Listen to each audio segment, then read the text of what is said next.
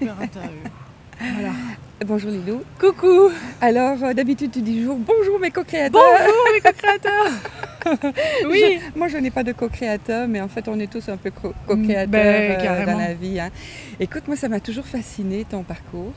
Et j'ai vu un petit peu comment tu avais commencé. En fait, tu avais perdu ton travail, puis tu as décidé de te lancer. Mais qu'est-ce qui a fait que tu t'es lancé comme ça, à tête baissée, dans cette aventure d'aller faire des entrevues? Une soif d'apprendre, je crois, une envie de comprendre à la suite d'un premier stage de développement personnel, tu vois. Il y a des choses qui se sont débloquées et après j'avais envie de comprendre le mécanisme de l'humain, de l'univers, Et comme tu sais, des livres, ça ne te suffisait plus, des rencontres, il fallait que j'aille voir. C'était comme une évidence d'aller à la rencontre de ces différents auteurs américains et québécois d'ailleurs, parce que ça a pas mal commencé par le Québec et les États-Unis. Je ne trouvais pas mon compte en France, c'était dur, il y a plus de 10 ans, 12 ans, d'avoir des conversations face à face sur des sujets comme la mort ou la conscience ou la méditation ou autre. C'était pris pour un peu bizarre, alors qu'au Québec, on se sentait plus à l'aise. Donc je faisais mes petits allers-retours.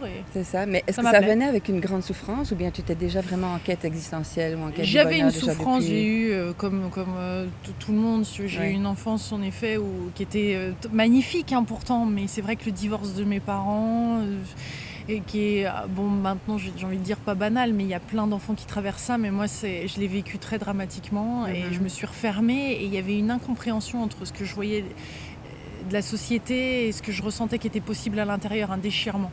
Et je pense que le fait d'avoir été fille unique, de ne pas avoir pu communiquer, tout ça, pas avoir pu recevoir de l'aide, j'avais envie après de certainement le partager avec d'autres et d'aider les gens qui sont dans ces situations-là à trouver les outils et les techniques et l'inspiration pour pouvoir traverser ces passages qui, c'est vrai, sont difficiles et on se sent isolé et seul. Et la vidéo me paraissait comme le bon moyen. Je me suis dit, elle va y aller quand elle sera prête. La vidéo, c'est pas à moi d'imposer la conversation. Ah oui.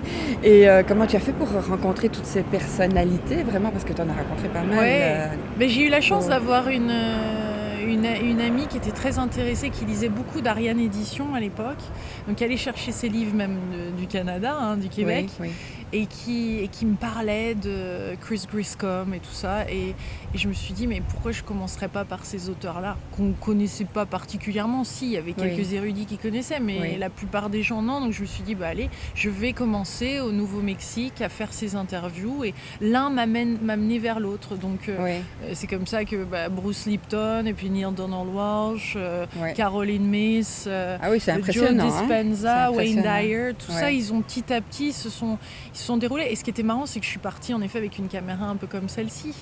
Et à l'époque, c'était plutôt des grosses caméras à la Oprah Winfrey, sur des beaux plateaux télé et tout. Donc c'était un petit peu différent, j'avoue, d'arriver en tant que blogueuse pour les interviewer. En plus, pas très à l'aise avec la technique. Donc, je devais poser le pied de caméra, le truc, vérifier. D'ailleurs, j'ai encore des problèmes techniques qui m'arrivent.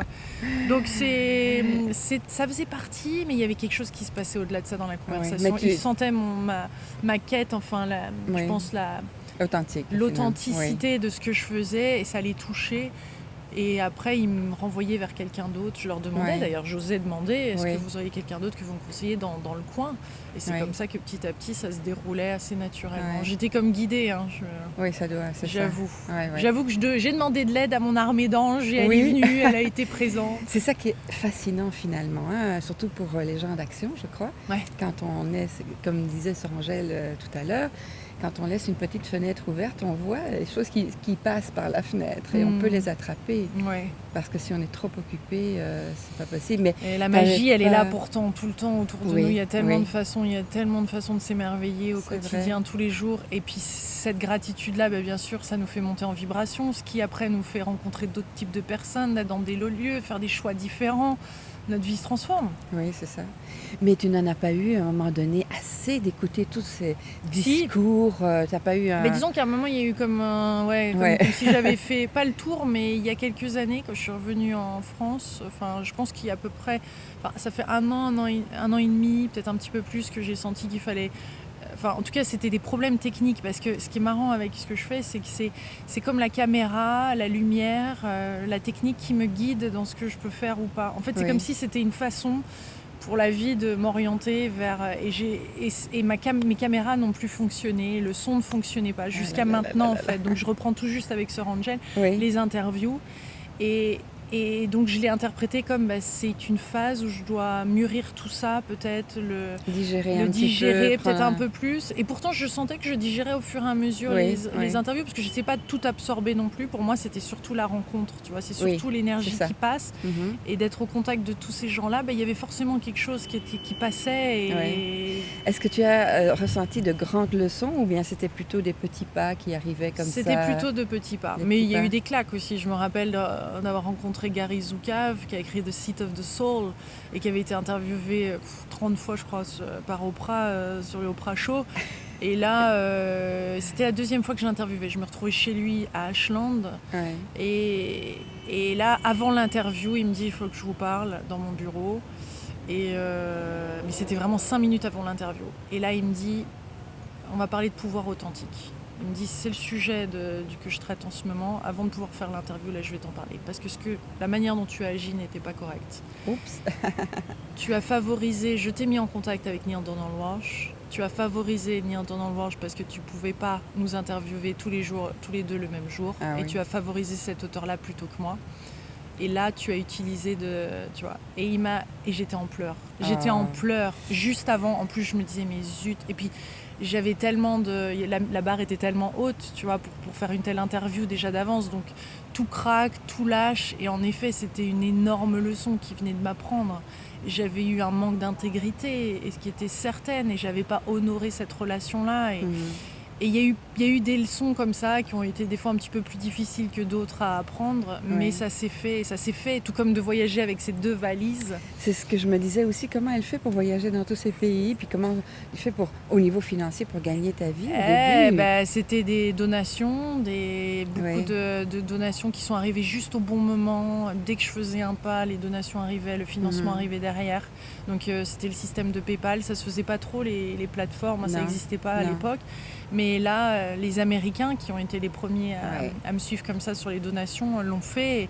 C'était presque miraculeux, quoi. Dès que j'osais faire un pas, l'argent arrivait et j'ai eu tout ce qu'il fallait. C'était vraiment l'abondance.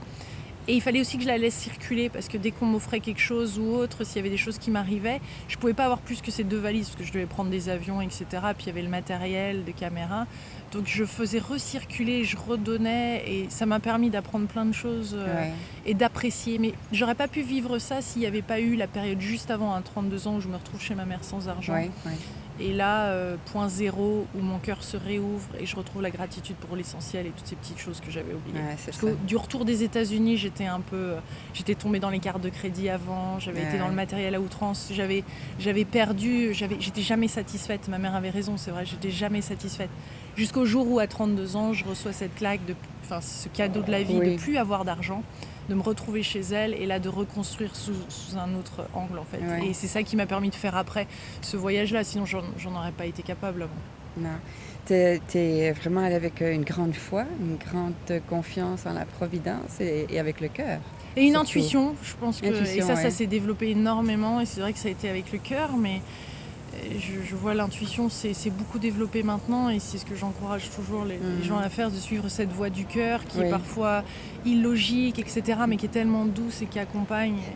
Ça peut être très doux, mais on doit aussi traverser des peurs, des grandes peurs, pour les accepter en fait. Il faut les accepter. Mais c'est bon.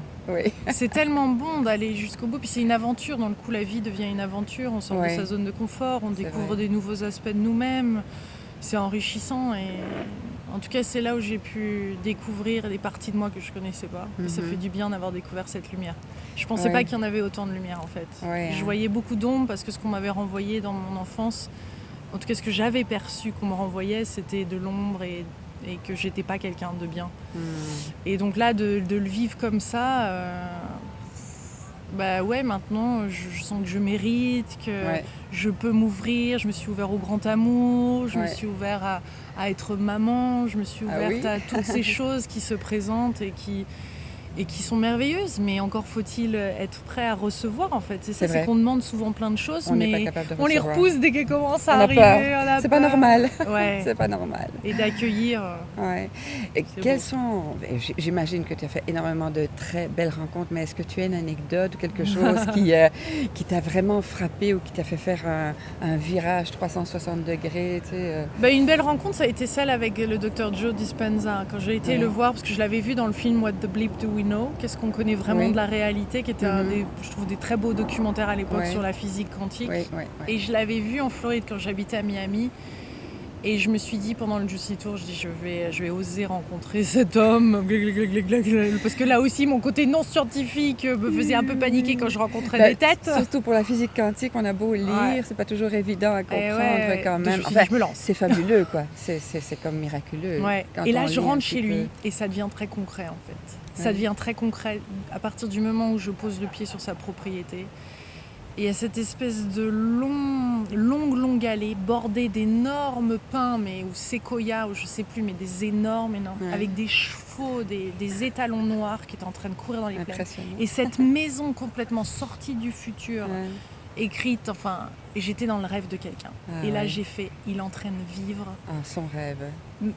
Ce qu'il a imaginé sur un autre plan, il l'a posé dans la matière. Là, il y a quelque chose d'unique.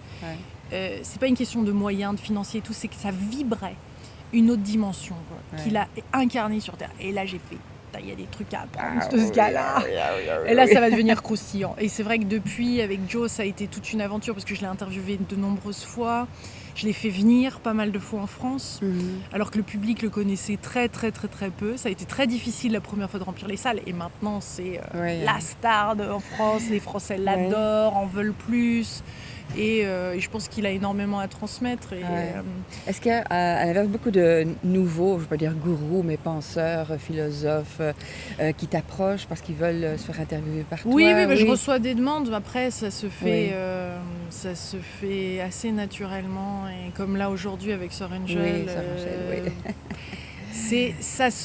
Moi, quand j'ai su que tu venais à Monaco, j'ai tout de suite dit à Muriel, mais écoute, moi ça se fait naturellement, tu vois, et c'est ce que je recherche maintenant. Oui, c'est ça, c'est cette rencontre, donc c'est pas tant, ça m'arrive d'interviewer des gens très connus comme elle, ou pas du tout, et c'est leur première interview. Et pour moi, c'est un grand honneur de faire les premières interviews. J'ai entendu beaucoup de tes entrevues, je dois dire que tu as un talent naturel, je trouve, pour faire parler les gens, les mettre en lumière. Mais elle n'a pas arrêté de me donner des compliments dans l'interview. C'est vrai. À 3 reprises. Et elle a fini l'interview en me disant, mais... Oui. J'arrive même parce plus à trouver... Parce que tu n'avais pas vraiment de formation pour ça au début. Non, mais c'est justement ça. Je pense qu'on est tous amenés... Avec le naturel, puis avec la curiosité naturelle. Ouais, mais tu vois, il y a tellement à créer dans cette nouvelle société. Et c'est vrai qu'au début, quand j'ai commencé à faire des interviews, je n'avais pas cette formation de journaliste. Et puis je me suis fait critiquer par d'autres journalistes, je me suis fait critiquer parce que je mettais tout ce contenu-là gratuit sur Internet. J'ai aussi eu des angles de vue parce que voilà, la qualité de l'image, etc. Mais en attendant, le message, il passe. Et il tournait et les gens en trouvaient leur content. Et t'es devenue vraiment une référence, il faut dire, parce que moi quand j'écoute une vidéo spirituelle par jour, c'est sûr, parce que je dis toujours, il faut me nourrir l'esprit de très bonnes choses, comme ça le mauvais, il n'y a pas beaucoup de place pour rentrer, tu comprends ? Et c'est comme ça que j'en ai vu tellement, parce que aussitôt que tu tapes un thème, ton nom apparaît, c'est sûr, c'est clair. J'ai vu dernièrement une entrevue que tu as fait avec Alexandre Jolien. Oui, que je trouve Alexandre Jolien, si vous n'avez pas vu cette vidéo, fantastique, fantastique, rafraîchissant, authentique, simple, on se retrouve. Il est...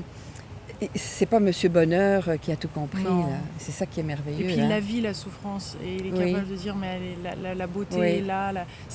Marc Nepo aussi est comme ça aux États-Unis. Cet Américain, regarde cette interview si tu l'as pas vu. Marc Nepo, il parle de son cancer et de la souffrance et de voir quand même la beauté tout autour et de se nourrir de ça pour arriver à sortir de cette souffrance et retrouver petit à petit, remonter en fait. Parce que souvent on se sent seul et isolé, mais on peut se nourrir de la beauté autour et du bonheur des autres. C'est pas parce qu'il y a de la souffrance qu'on ne peut pas apprécier le bonheur non plus, c'est ça. Puis la souffrance, ça fait partie de la vie aussi, il faut la regarder, l'accepter. Puis... Et dans l'ombre, il y a énormément à regarder. Moi, c'est ça que j'ai découvert ces derniers mois. J'ai fait pas mal de travail sur les parties ombres et tout le transgénérationnel aussi, et la souffrance qu'on portait en tant que... Je pense qu'on est dans cette ère-là, parce que 2019 est une énorme année. Donc là, il y a plein de choses à regarder. Et c'est vrai que dans cette ombre, il y a plein de lumière en fait. Ah oui, justement. Je m'en suis aperçue avec l'œuvre de Yoni, tu vois, parce que oui, tu as c'est dû ça, voir que oui, j'ai vu, j'étais comme livre. tout à fait étonnée, puis j'en ai parlé à ma fille, elle dit, mais tu connais pas ça, maman? Mais dis, pose-lui la question. Mais et en utilisant, et je dis ça parce qu'en utilisant la version obsidienne de la pierre, l'obsidienne c'est une roche volcanique. Oui. Et là, il faut être prête. C'est-à-dire qu'il faut déjà avoir fait un travail parce que sinon, ça réveille les parties en toi que tu n'as pas envie de... Ça secoue. Tu n'as pas envie de voir tout de suite. Et en fait, j'ai vécu... donc, j'ai longtemps attendu avant d'utiliser cet œuf à l'intérieur, bien sûr. Oui. Et j'ai vu tellement de belles choses qui se sont transformées en moi. En fait, j'ai vu plein de belles choses qui s'étaient passées plutôt que ce qui va pas. Et là aussi, paf, qu'est-ce que ça me surprend. C'est intriguant en tout cas. Il faut absolument lire le petit carnet. Ah oui, l'œuf de Yoni, Et maintenant, ton entreprise est devenue vraiment une grosse entreprise en fait, non? Ce qui est fou, c'est que je vois pas ça comme une entreprise. Mais c'est qu'on expédie. En fait, ce qui s'est passé, c'est que j'ai commencé à expédier. J'ai peut-être écrit 12 livres. On a commencé à expédier. Puis mon partenaire de vie qui est rentré dans ma vie il y a 2 ans m'a permis de faire des choses que j'avais déjà envie de faire. Enfin, j'ai commencé déjà à expédier mes ouvrages parce que j'avais envie de mettre un mot d'amour et de l'expédier avec son master. Mais j'arrivais pas à tout faire. Donc en fait, avec Michael qui est dans ma vie, comme un archange, il a mis ça en place. Il a plus le côté logistique, lui. Donc ça m'a permis de le faire. Et puis c'est vrai qu'après, il y a eu les œufs d'Yoni aussi, qui ont énormément plu, qu'on expédie à plein de femmes. Et bien les idées, quand on se sent libre comme ça, Michael m'autorise dans le coup à être dans ma créativité, dans l'instant présent. Donc il y a des nouvelles idées qui arrivent. Je suis une grande créative et plus je suis heureuse, plus je suis bien, plus je suis créative. Je viens d'écrire une histoire pour enfants, une histoire de la petite licorne. Une petite licorne et c'est venu comme ça en quelques jours. Et donc c'est pas... On organise des conférences, mais c'est comme une abondance qui circule et qui nous permet aussi d'employer des gens, tu vois, qui vont... C'est pas du tout cette conception que j'avais avant. Mais tu as dit quelque chose d'important, je trouve, c'est de s'autoriser à être bien dans ce qu'on aime faire. Parce qu'on dit toujours que si on connecte avec ses talents, la passion vient, et la passion c'est l'émotion c'est l'action. Puis à la limite, on se dit, mais c'est assez facile et comme tu dis, il y a d'autres personnes qui arrivent dans ta vie. Et là, envie d'agir aussi, tu vois, dans la matière. Parce que c'est ça, finalement, cette incarnation. C'est pas simplement se sentir relié, tu vois. C'est aussi... pour moi, en tout cas, dans cette incarnation, c'est clairement de le voir, que ça soit palpable. Mais pas matériellement, juste matériellement, mais juste qu'il y ait des résultats, qu'il y ait des actions, que les choses changent, que les choses bougent, que les gens se transforment et que je le vois, tu vois. Et ça, j'ai besoin de ça, j'ai envie de ça derrière. Et donc c'est mon intention, elle est bien là et elle est fermement posée. Donc c'est, dans le coup, c'est ce que je vis et c'est chouette. C'est chouette de rassembler ce féminin, masculin, ce monde visible, invisible, ce spirituel et matériel. D'être dans cette unité un peu plus grande. C'est ça, d'être dans l'énergie, dans la vibration, puis forcément ça attire d'autres personnes, ça rayonne et tout. Et puis ça vibre bien, ça fait du bien d'être entouré de gens qui sont dans cette même dynamique. Ça m'a mis du temps avant de faire ce nettoyage. Tout à fait, oui. Mais qu'est-ce que c'est bon. Dans le coup, je peux m'autoriser à être encore plus vulnérable, encore plus moi-même et surtout arrêter d'être sur mes gardes, tu vois, parce que dans le coup il n'y a plus besoin à un moment. Quand on a vraiment fait le tri, on a vraiment l'impression de vivre sur une planète amour, mais pas la planète bisounours, vraiment une planète qui est merveilleuse, qui est belle et puissante et sage et qui incarne des belles valeurs et qui avance et qui construit. Et c'est vrai que quand j'entends parler de d'autres choses qui se passent, c'est pas que je veux pas les voir, mais c'est juste, ça me paraît très loin. J'ai l'impression qu'il y a quand même de plus en plus de monde, grâce notamment à des vidéos comme toi tu fais, à tous ces gens qui écrivent et tout ça. Une belle conscience qui est en train de s'incarner, je crois, à petite dose, mais c'est vraiment mondial. Je crois que les gens sont vraiment... Ils en ont assez de la non-authenticité. D'ailleurs, c'est comme ça qu'on commençait toutes les télé-réalités, mais au-delà de la télé-réalité, on peut aussi se connecter avec soi plutôt que d'être devant l'idéal de ce que les autres nous imposent. Et je pense que c'est notre dilemme dans ce monde actuel un peu. C'est vrai, hein? On est un petit peu obnubilé par tout ce qu'on voit, tout ce qu'on aspire. Non, mais le vrai travail, il est à l'intérieur. De soi, la transformation, elle est à l'intérieur. Tout ce qu'on va vivre à l'extérieur, on le sait, mais c'est là-dedans que ça se passe. Ouais. Et c'est de continuer à avancer parce que je suppose que tu as dû franchir des étapes où là tu avais comme un temps d'arrêt. Puis Pas vraiment. Non. C'est que parce que tu vois, je suis dans ma 46e saison du défi des 100 jours et à chaque saison on crée de nouvelles intentions sur les 100 jours et donc ça me sort de ma zone de confort. Oui. Tu te mets toi-même à l'épreuve. Oui, à chaque mais fois. dans des belles choses, tu vois, pendant plusieurs saisons. Voilà, comment être maman, tu vois. Donc c'est une vraie question. À un moment, c'était je souhaite rencontrer le grand amour. Donc j'ai fait pas mal de saisons là-dessus, ce qui m'a emmenée en Thaïlande, découvrir l'œuf, plein de choses. Et finalement, tu poursuis ta première mission. C'était toujours d'évoluer en faisant des rencontres.